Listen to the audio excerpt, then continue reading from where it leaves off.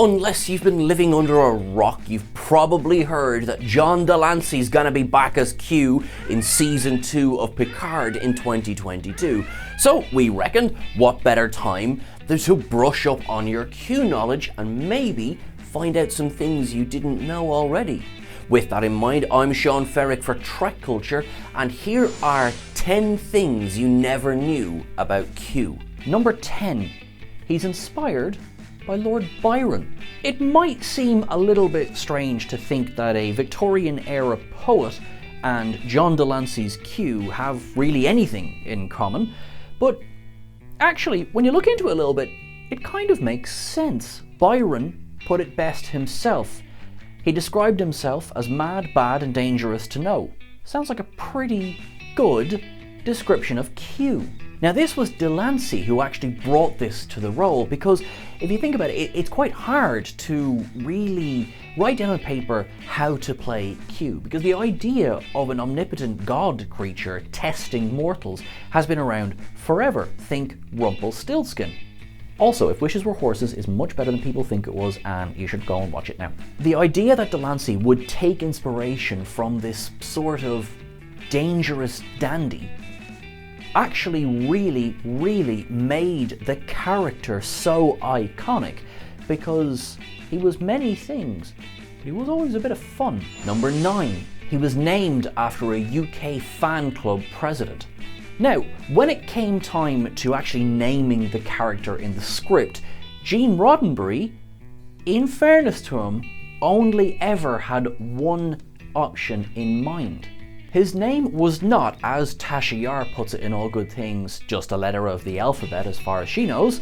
It was a reference to Janet Quarton, who was the president of the Star Trek Action Group. Now, Roddenberry had met her before, and she was an enormous fan of the original series, and presumably was an enormous fan going into the Next Generation as well.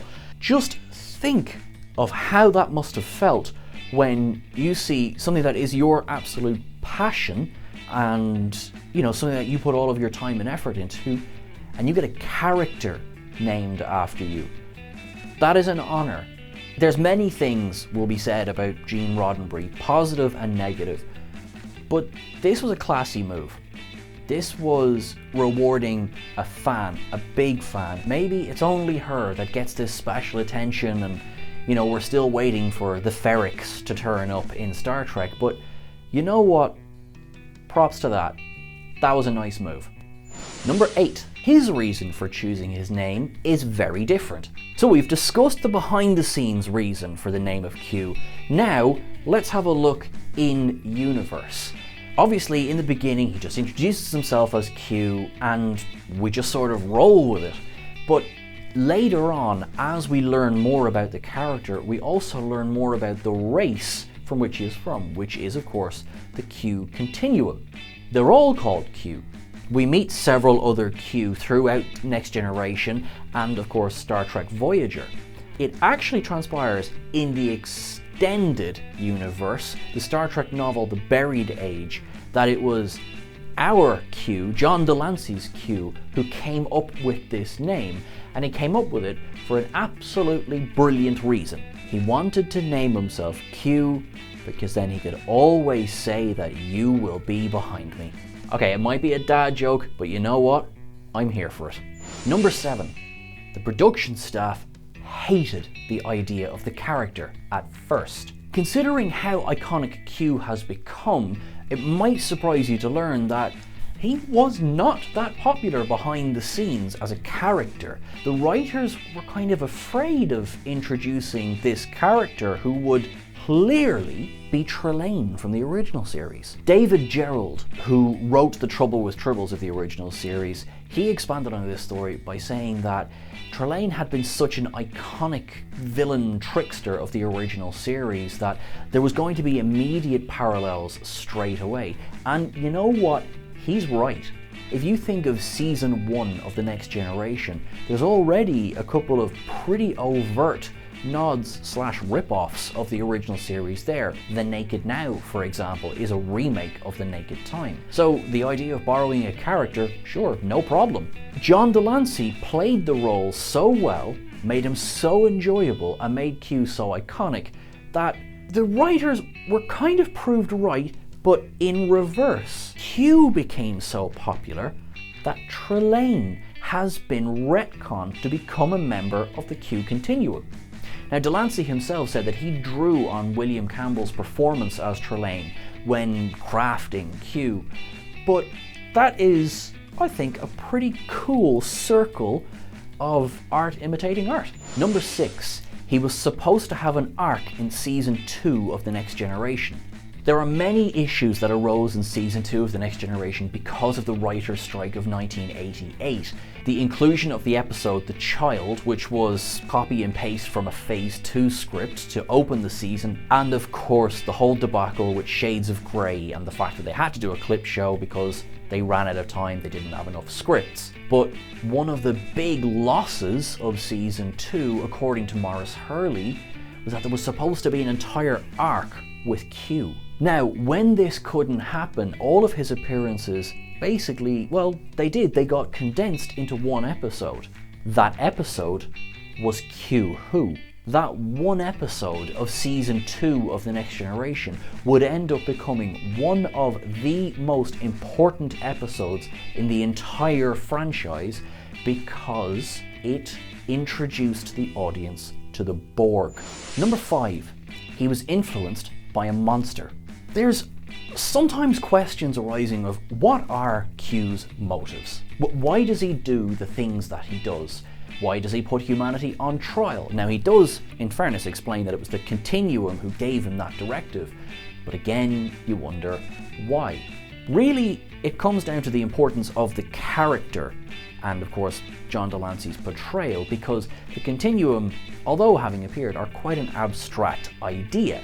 The Q Continuum trilogy of books, so we are going into beta canon here, goes a little bit further to exploring why Q is the way that he is, and actually he takes inspiration from another cosmic power named Zero. Zero had comparable powers to Q and the Continuum, and they ended up in a war with each other. But before that, Zero also would take subjects and put them through tests the same way that Q does, but Zero would sometimes specifically organize for his subjects to fail those tests, which would result in their deaths. Q, at least, gave his subjects a chance. He might have been extremely annoying at some points, but he wasn't evil. Now, the book series also reveals that this cosmic war between Zero and Q actually affected Earth long before he ever introduced himself to Jean-Luc Picard, because an asteroid which had been knocked off course hit the Earth and wiped out the dinosaurs. Thanks a bunch. Number 4, John Delancey had issues with returning to the character. Thankfully, the cat's out of the bag, and we know that season 2 of Star Trek Picard is going to feature Q. Yes! If you will recall, when Star Trek Lower Decks began airing, myself and Marcus Bronzy had a conversation where we said we did want Q back so badly, but what we didn't want was a cameo, which is all that happened in Star Trek Lower Decks, which I still love, but we were left feeling a little bit unsatisfied by that. The fact that he's going to be back in live action cannot begin to express how excited we are for that. At the time, he raised a fair point. He said he's aged. You know, he is quite visibly older now than he was when he played the character in The Next Generation. Naturally, it was 30 years ago. And Q is supposed to be this ageless god, so how do you reconcile the two? Fan minds have stormed for ages going, oh, Q would just appear as an old man to Picard, because he wouldn't care. And in fact, as precedent, in All Good Things, he appeared as an old man to older Picard, so there you go, really, there's your precedent. I'm sure we will hear all about the behind the scenes and the making and the creative decisions of season 2 of Picard once it begins to release and once we get to see these things. But no issue whatsoever in seeing him as an older man. Makes sense for the narrative, makes sense for the way Q would act. Quite frankly, very small price to pay to get Delancey back on our screens. Number 3, he made the Trek teams face off in the comics. The comics, they have some absolute gold in them. The Q conflict is one of them. Now really it's a bit of fun to see, you know, next gen, original series, DS9 and Voyager era crews all together at more or less the same time. Added to this, Q pairs different members of different teams up together. So you get some really interesting mixes. It's much easier to do something like that in the comics because then of course you don't need to worry about appearance fees and schedules and all that kind of thing. And also at the moment, of course, you know, vaccines and all the like. It is a bit of fun. It helps the fandom kind of get to live out some of their fantasies in essentially licensed fanfic. Number 2, writers were afraid to use him too much. Considering how popular and how iconic the character is, sometimes it's surprising when people realize he's in so few episodes. And it's actually for a very good and deliberate reason. You couldn't have this godlike character turning up too often because eventually, although he wasn't on the attack, it would rob the teeth from him. How is someone omnipotent if, as he would have to be, eventually keeps getting beaten by the crews? They would outsmart him or outthink him, and what could he do then other than a fancy light show or have to do something so outlandish that he becomes unpopular again? Now, while there are certainly those who will say that he's not used enough, the fact that he was used sparingly makes his appearances that little bit more of a rare treat. Number 1. He was the first character to say Trek in the show. While Zephram Cochrane has the honour of being the only character in Star Trek to say Star Trek, John Delancey kinda has him beat by a couple of years in a roundabout way. In All Good Things, he says to Picard that they're going to bring an end to their little trek through the stars. Now that was a huge kind of tingly moment for fans who some had been watching since 1966, some had been watching since 1987. If any character in all of Star Trek had the self-awareness to kind of look at the franchise from a bird's eye view, it had to be John Delancey's Q. That's it for our list today, guys. If you know something that we don't, please drop it into the comments below. Please don't forget to like, share and subscribe, and remember that you can catch us on Twitter over at Trek Culture. You can catch myself at Sean Ferrick as well. Now, whether you are a nearly omnipotent god creature or a mere mortal like the rest of us, look after yourself, look after your nearest and dearests. You know, maybe drop in on them from time to time. Put them on trial. Make them do some crazy stuff. Go on, have a laugh. Live long and prosper.